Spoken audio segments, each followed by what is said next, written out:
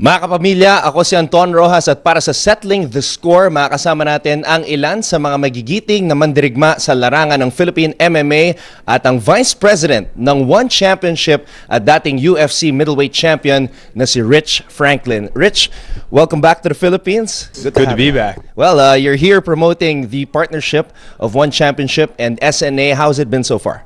So far, so good. We've had a good reception here. It's been an amazing time. We had the open workouts yesterday at at the not the arena, but the little open area there, and it's really cool because we have 3 Filipino fighters that are going to be fighting in the next several months, and the Philippines has a possibility of having 3 world title belts right here on its own home turf. So I think the fan response to that's just been amazing. All right, now before we talk more about promoting the One Championship fighters, which are Filipino who are competing abroad, I want to ask a little bit about yourself. Of course, you're former UFC middleweight champion and you've fought against the best of the best. For you, Rich, what was your most memorable fight, most memorable opponent and experience? My most memorable fight would have been against a guy by the name of Travis Luter, very accomplished grappler. Myself and my coaches went in with a game plan. We had everything planned out. We knew exactly what we were going to do with the fight.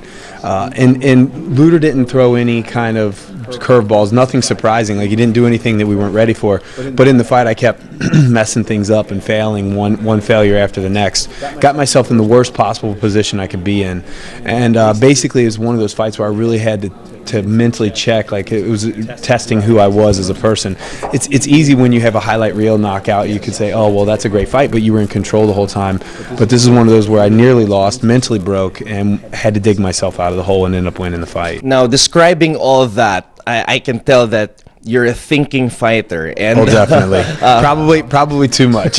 And because you have a bachelor's degree in mathematics and a master's degree in education from the University of Cincinnati, how much did that help you, your studies, with your career as an MMA fighter? Well, it's funny, you start talking about like things like mathematics and how it plays into fighting and stuff, and I'm a very like deductive reasoning kind of guy, like sequentially going from one step to the next. So I think those kind of logical skills and all that stuff, they've really helped me in my career. But oftentimes your greatest strength can be your Achilles heel at the same time, because I have a tendency to overthink things a little bit too. So Brandon is the inaugural One Championship heavyweight champion, and he had his last 2 fights here in the Philippines. Now, it's been almost a year since you won the championship, Brandon. So, kamusta naman yung pag-iensayo mo at sino naman ang mga kalaban mo dito sa championship sa December? Yung kalaban ko ay TBA, TBD, to be determined, to be announced. Wala pang opponent daw, but I think we're 9.5 weeks out from the fight, so announced na nila that I'm fighting December 2nd. That's the most important thing for me. Kasi alam ko na, mayroon na akong date, I can start my hardcore training na. Hardcore training this time around will start 8 weeks out. So, kahit kung sinong kalaban ko, I don't care. Bahala na. Bahala na kung sino mag-step up para kalabanin ka. Bahala. Bahala sila. pero ngayon, Brandon, where are you at in terms of conditioning? Meron ka bang percentage na may bibigay? Pwede mong sabihin na 65 to 80% na. I'm really wary about peaking early. Meron akong kaibigan, si AJ Matthews, galing ng States. He's half Pinoy too. He'll be here teaching at Alliance Training Center when we open here. But he wanted to come and do his camp for his fight here. Okay. He fights for a different organization, but he wanted to train with me the whole time. So I've been with AJ every day, twice a day, training already. Nagugulat nga si AJ. He's like, Brandon, you're gonna be in crazy shape for your fight. Sabi ko, I know, so I'm gonna tone back just a little bit, so I don't peak too early or get burnt out. But I'm already in shape. Kasama ko ngayon si Eduard the Landslide Folayang na lalaban sa November 11 sa Singapore para sa One Championship lightweight title. Edward, kamusta ka na ngayon?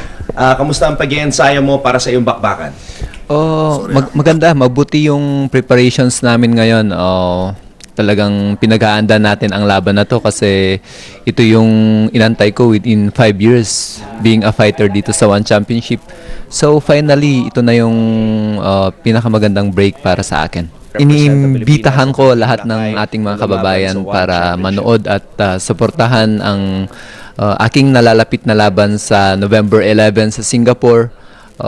Sana andong kayo, yung mga kababayan natin dyan sa Singapore. i-reserve nyo yung date para makapanood kayo at saka suportahan ninyo ang inyong kababayan na maglalaro at magre-represent ng bansa natin. Ngayon naman, kasama ko ang 20-year-old rising MMA prospect na si Joshua Pacio. Joshua, kamusta? Ayos naman po. Okay, at nalalapit na ang iyong bakbakan sa darating na October 7 sa Myanmar kontra sa isang Japanese fighter na unbeaten, si Yoshitaka na ito. Ano ang nararamdaman mo at ito ay isang labanan sa pagitan ng dalawang fighter na hindi pa natatalo? Syempre po, excited kasi hindi natin alam kung anong mangyayari pag nalock na yung cage. So, yun, basta para sa akin, bibigay ko ang lahat. Pag nag-ring na yung bell, banat na. Ibibigay ko ang lahat, ang aking makakaya. At I will stick to the game plan of the team. At inaasahan ko din po ang full support at prayers ng ating mga kababayang Pilipino.